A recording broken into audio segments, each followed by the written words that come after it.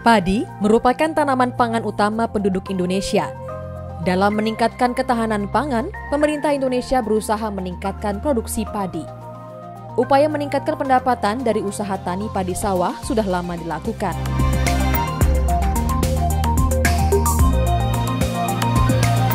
Beberapa kendala menurunnya produksi padi, diantaranya adalah menurunnya kesuburan tanah,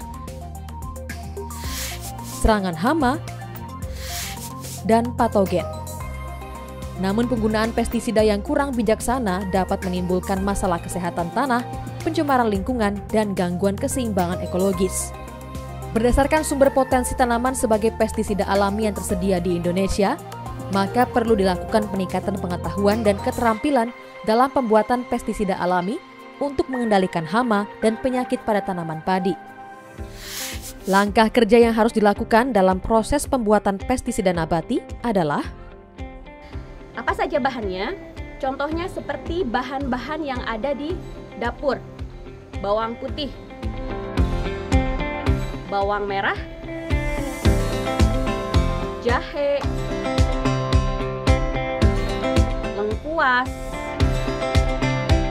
serai. Nah, bahan tersebut contoh yang mempunyai karakter yang panas. Karakter yang panas bisa kita pakai lengkuas atau jahe. Kemudian, bahan-bahan yang mempunyai rasa yang pahit, contohnya seperti mahoni, kemudian brotowali. Itulah bahan-bahan yang tidak disukai oleh hama.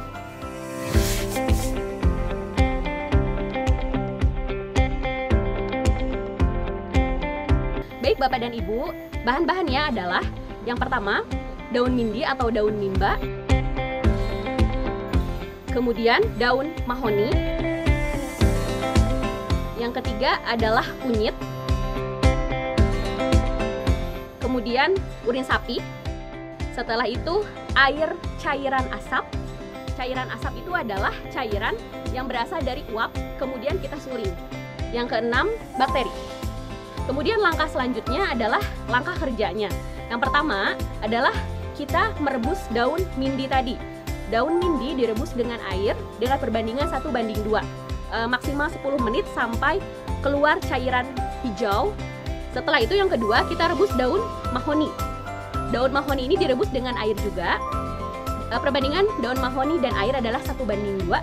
Kemudian kita direbus setelah itu kurang lebih 10 menit.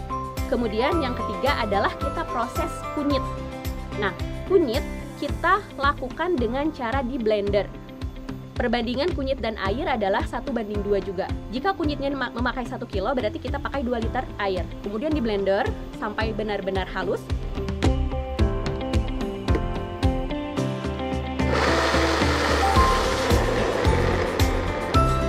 Setelah halus, kemudian dimasukkan ke panci, kemudian kita rebus sampai keluar kuningnya tersebut.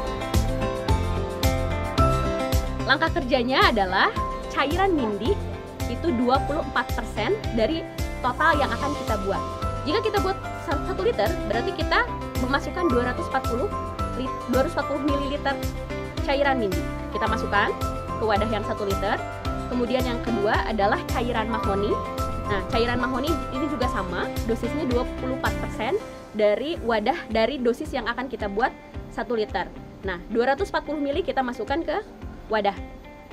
Setelah itu, yang ketiga adalah urin sapi. Urin sapi pun sama, presentasenya adalah 24% dari dosis yang akan kita buat. Jika kita buat 1 liter, berarti kita memasukkan 240 ml urin sapi. Kita masukkan, kemudian kita campur sampai homogen. Setelah dicampur, kita ambil kunyit. Kunyit ini adalah 1% dari dosis yang akan kita buat. Karena kita buat 1 liter, berarti cairan kunyit ini adalah 10 ml. Kemudian saat kita diaduk, kemudian kita masukkan cairan asap. Kita masukkan cairan asap, aduk lagi sampai rata, kemudian kita saring. Kemudian diamkan selama 24 jam. Setelah 24 jam, kemudian kita tambahkan bakteri. Nah, dosis bakteri ini adalah 1% dari dosis pestisida yang kita buat. Karena kita tadi membuat 1 liter, maka bakteri yang kita gunakan itu adalah 10 mili. Kemudian dicampur lagi, setelah dicampur, simpan selama 3 hari. Setelah 3 hari, baru pestisida tersebut bisa kita gunakan, siap kita gunakan. Penerapan pestisida nabati pada tanaman pertanian dilakukan sejak umur 2 minggu setelah tanam dengan cara disemprotkan. Pengaplikasian dilakukan secara periodik selama 2 minggu sekali. Dan apabila populasi organisme pengganggu tanaman semakin tinggi, penyemprotan dapat dilakukan sebanyak 3 hingga 5 hari sekali. Dosis yang digunakan sebanyak 10 ml per liter air. Pestisida nabati dapat digunakan saat cuaca terang pada pagi maupun sore hari.